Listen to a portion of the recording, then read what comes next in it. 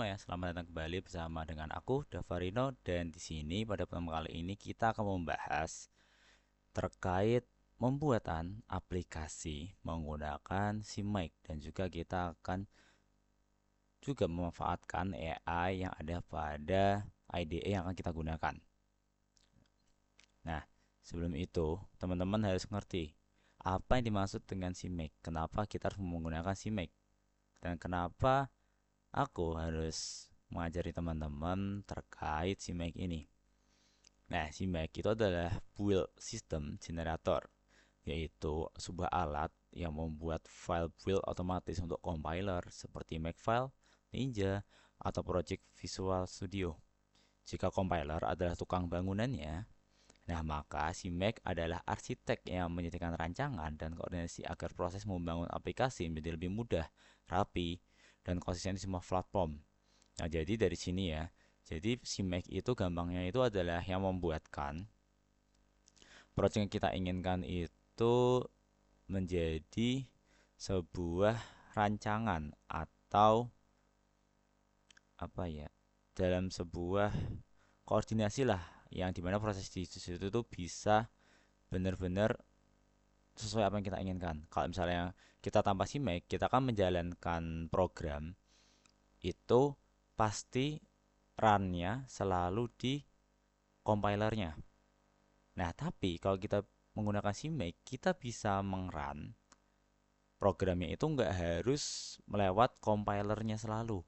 Bahkan kita bisa saja nanti sudah langsung dibuatkan oleh CMake itu dalam bentuk berupa .exe filenya, dimana kita tinggal ngeklik aja filenya di laptop atau di HP teman masing-masing, diklik filenya, dan itu langsung program itu akan langsung berjalan tanpa kita harus ngerannya di compiler kayak gitu teman-teman.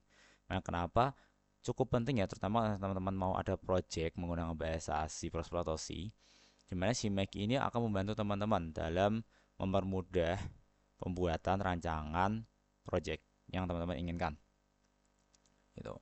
Nah, si Mac sendiri itu dipakai di banyak project besar seperti Blender, Unreal Engine, OpenCV, LLVM, MySQL, ROS, robot operating system, dan bahkan software industri militer dan juga robotika. Kenapa? Nah, karena yang pertama, dia itu memiliki portabilitas yang tinggi.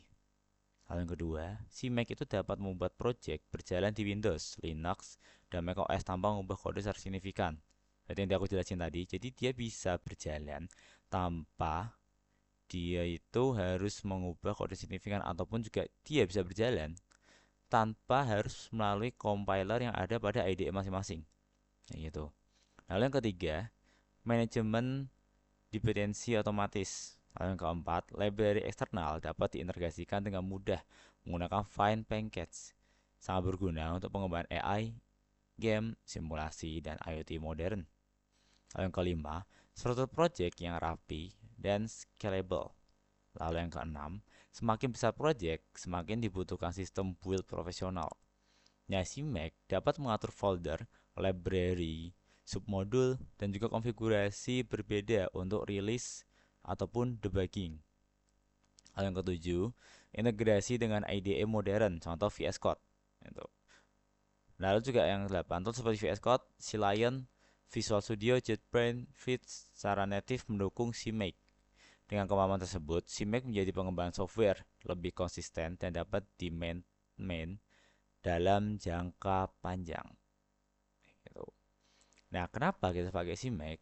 Karena yang pertama, ada probabilitas lintas platform. Jadi CMake bisa digunakan ya pada Windows, Linux, dan juga macOS, dan dia portabilitas lintas platformnya itu tinggi, bagus gitu. Lalu juga manajemen project yang lebih nyata dan juga lebih tertata. Lalu integrasi IDE modern seperti VS Code, Lion, lalu menyederhanakan proses build tanpa perlu menulis makefile manual, standar industri untuk project skala besar, dan open source dengan CMake, project C++ terlihat lebih profesional dan mudah dikembangkan. Nah, alur kerjanya dari CMake sendiri itu adalah membuat project folder, lalu setelah itu menuliskan konfigurasi di cmakelist.txt. Lalu program akan berjalan dan CMake akan mengkonfigurasinya sehingga dia menghasilkan file build. Nah, file bullet sendiri ini langsung dijalankan dengan si Mac dan menghasilkan executable. Lalu setelah itu akan disediakan langsung setelah menghasilkan executable itu di run dan nanti akan ada programnya, file programnya itu berjenis atau bertipe exe. Nah, si Mac bekerja sebagai jembatan antara source code dan compiler agar proses build selalu konsisten. Nah, ini contoh ada gambarnya alur kerjanya. Jadi seperti tadi ya, ini ada pohon prosesnya. Jadi dari source ya, dengan adanya si Mac, dia bisa disalurkan ke masing-masing OS. Ya, dimana ini pertama dia ke masing-masing compiler atau IDE-nya pada masing-masing OS-nya. Setelah itu, misalnya di sini contoh pada Windows dari si Mac, jadi source code-nya diproses oleh si Mac dan langsung melalui OS Windows, melalui juga IDE Visual Studio Code, compiler Visual Studio Code, dan nanti akan berubah menjadi hasilnya adalah Windows Binary.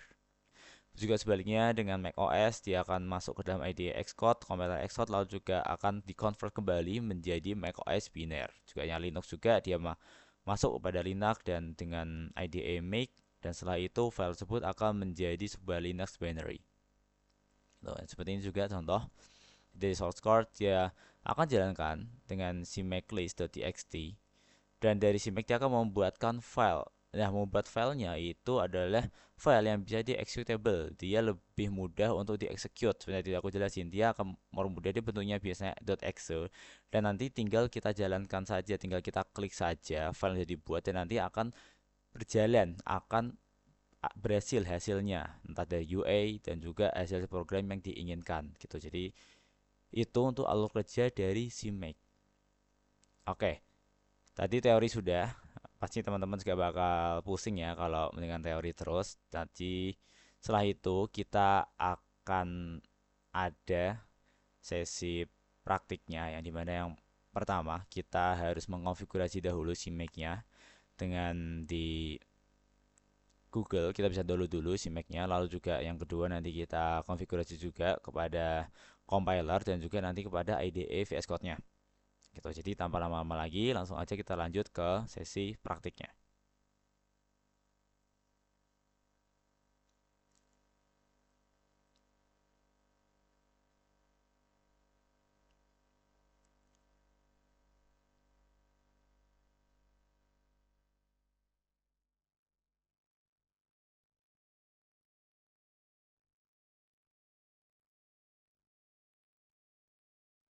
Oke, nanti teman-teman silahkan klik ya di Google untuk kita menginstal dulu si Mac di Windows masing-masing. Misalkan download si Mac dan masuk ke sini. Nanti silahkan install ke Windows Installer, teman-teman. Ini juga ada berbagai macam OS, dari Mac OS juga ada Linux. Silahkan di download teman-teman untuk yang Windows dan kita tunggu untuk proses downloadnya. Oke, ini sudah selesai proses installnya. Silahkan teman-teman diklik untuk menginstal si Mac-nya. Prima untuk install, kita next, I accept, lalu di next, next, dan dikasih di C, oke, install. Oke, sembari proses installnya berlangsung, lalu teman-teman juga install si Mac itu di environment ya. Wow, kemarin waktu kita install juga ya environment buat C++, itu di situ juga hanya ada perbedaan package-nya. Untuk menginstal di sini kita run dulu ya. My oh, di sini ya, di klik, kita tunggu. Oke, lalu kita masukkan kodenya. Ini aku lihat di AI ya. Sebentar. Ini aku lihat di AI untuk install environmentnya. Penginstalan di package sini ya. Kita coba ketikkan.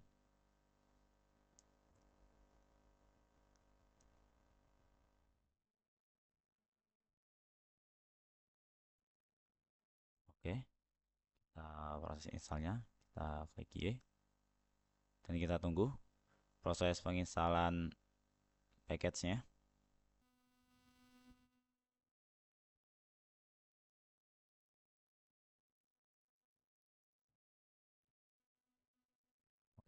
sudah berhasil penginstalan package-nya.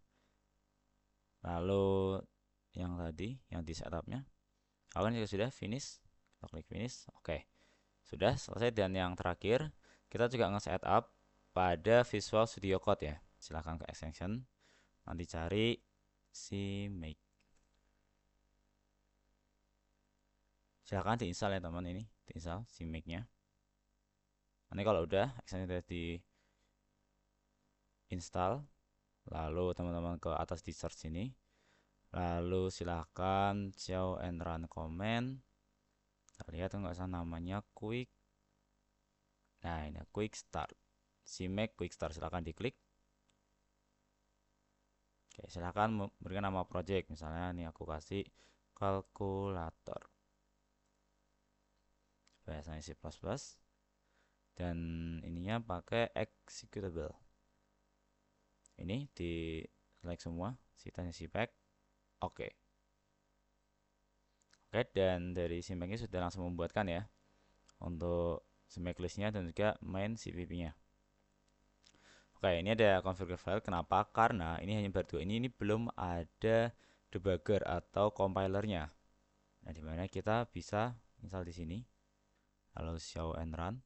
Lalu CMake quick start. Dan ini add new preset. Dan silakan create from compiler. Ini kita menggunakan ini GCC compilernya. Preset name-nya kita berikan contoh latar. Oke, ini sudah dibuatkan untuk presetnya ya. Oke, ini udah contohnya sudah sedang di download, kita tunggu untuk konfigurasinya. Oke, sudah. Sekarang kita coba untuk meng-run ya. Coba run. Apakah bisa?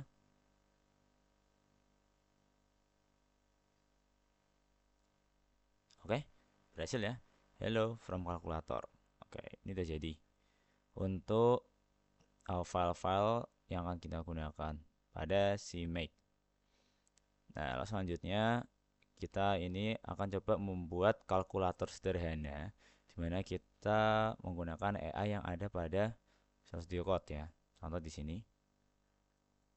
Buatkan kalkulator sederhana dan yes agar dapat.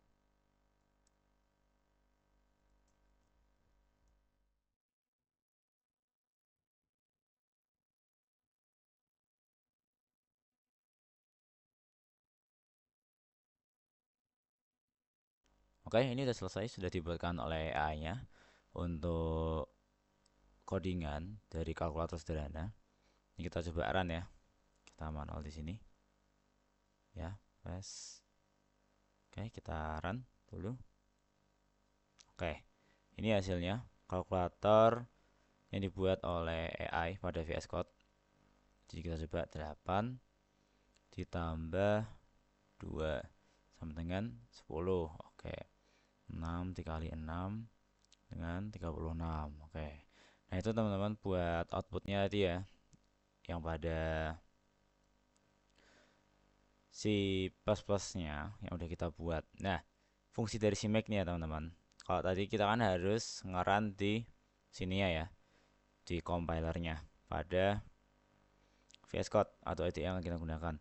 Nah, tapi dengan kita ada si make, teman-teman, kita ke dokumen, ke folder yang kita tuju, teman-teman ini, teman kita tuju tadi, klik output, dan ini sudah dibuatkan teman-teman programnya. Jadi kita tinggal buka aja filenya yang sudah dibuatkan langsung oleh si make.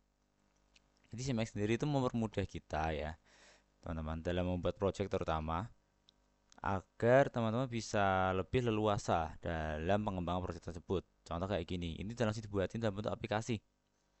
Jadi hanya tinggal nanti bisa teman-teman kirim ke teman-teman yang lain, ke siapapun itu, dan nanti user tinggal klik aja file aplikasi yang udah teman-teman kirim dan langsung keluar sendiri seperti ini hasilnya.